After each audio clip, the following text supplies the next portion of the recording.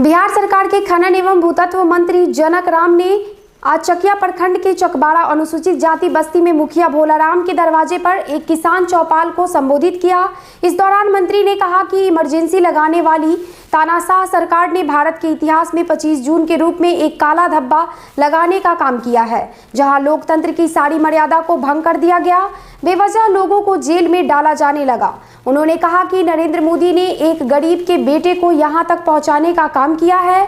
उन्होंने बाबा साहेब डॉक्टर श्यामा प्रसाद मुखर्जी एवं दीनदयाल उपाध्याय का हवाला देते हुए कहा कि अनुसूचित जाति के लोगों को शिक्षा एवं परिवार नियोजन पर विशेष जोर देना होगा, तभी जाकर समानता आएगी। उन्होंने गरीब एवं अनुसूचित जाति जनजाति को बाल विवाह से बचने की सलाह देते हुए कहा कि गरीबी का कारण कोई नेता नहीं बल्कि हम खुद है, जो अपना गरीबी अपने बेटे पोते परपोते पर लादते चले जाते हैं। उन्होंने कहा कि गरीबी खत्म करने के लिए शिक्षा के साथ साथ परिवार नियोजन पर विशेष जोर देने की आवश्यकता है।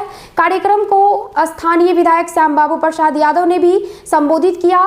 मौके पर मुखिया भोलाराम, पैक्स अध्यक्ष मुन्ना सिंह, लखींद्र राम, ब्रह्मदेव कुशवाहा समेत बड़ी संख्या में अनुसूचित जाति के लोग उपस्थित थे। वहीं आज के दिन को भारतीय जनता पार्टी आजाद भारत के इतिहास में काला दिवस के रूप में पूरे देश में मना रही है। इस अवसर पर चकिया भाजपा कार्यालय में आंदोलन में जेल गए जेपी सेनानी राजेंद्र सैनी एवं अमर सिंह को सम्मानित करने के बाद विधायक श्याम बाबू प्रसाद यादव ने प्रेस को संबोधित करते हुए कहा कि सत्ता के भूख में सरकार इतनी अंधी थी कि इलाहाबाद हाईकोर्ट ने 12 जून 1975 को जब इंदिरा गांधी का चुनाव अवैध घोषित कर दिया, तब देश की सारी संवैधानिक मर्यादा को तार-तार करते हुए देशवासियों के लोकतांत्रिक अधिकारों को समाप्त कर देश को आपातकाल में झोंक दिया गया। 25 जून को रात में ही लोकनायक जयप्रकाश नारायण बाबू को सोते हुए से जगाकर गिरफ्तार कर लिया गया। भाजपा के अटल बिहारी वाजपेयी सहित सभी प्रमुख नेताओं को जेल में डाल दिया गया। 1975 के देर रात को कांग्रेस पार्टी द्वारा इमरजेंसी लगा दिया गया था। उस समय में सोए हुए लोग को भी जगाकर जेल भेजने का काम किया गया। जितने हमारे पत्रकार भाई थे उनको भी जेल में डाल दिया गया और जो विदेशी पत्रकार थे उनको भी यहाँ से बाहर कर दिया गया। वहीं मोरारजी देसाई, चौधरी चरण सिंह सहित अन्य नेताओं को भी गिरफ्तार किया गया।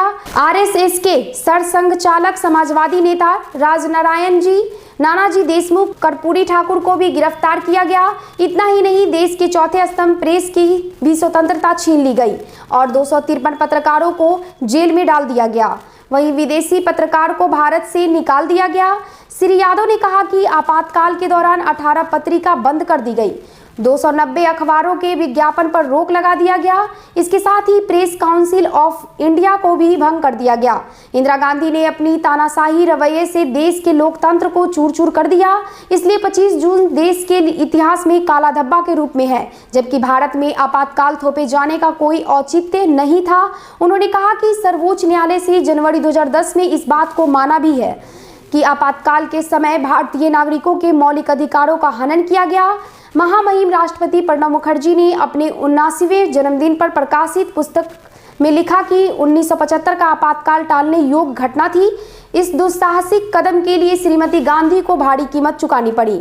इस दौरान भाजपा नेता रोहित सिंह, नीरज कुमार मौजूद थे। आप देख रहे थे स्वराज टीवी 24। मैं हूं आपके साथ गुड़िया। लेटेस्ट अपडेट के लिए बने रहे स्वराज टीवी 24 के साथ। धन्यवाद।